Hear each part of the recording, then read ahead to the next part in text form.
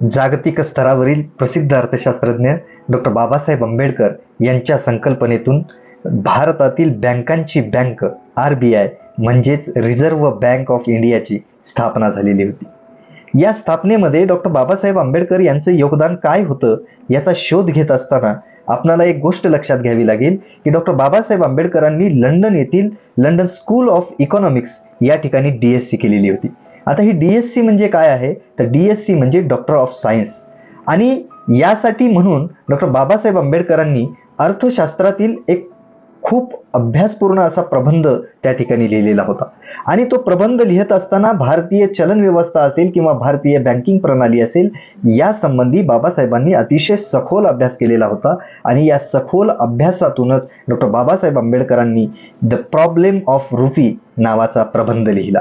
आणि त्या प्रबंधालाच London school of इकॉनॉमिक्सने DSc ही पदवी प्रदान केली.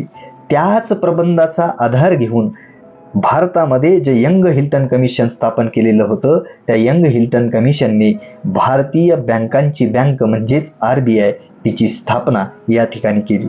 आणि हे करत असताना डॉक्टर बाबासाहेब आंबेडकरांनी 1925ला या कमिशन समोर अतिशय महत्त्वपूर्ण अशी साक्ष दिलेली होती.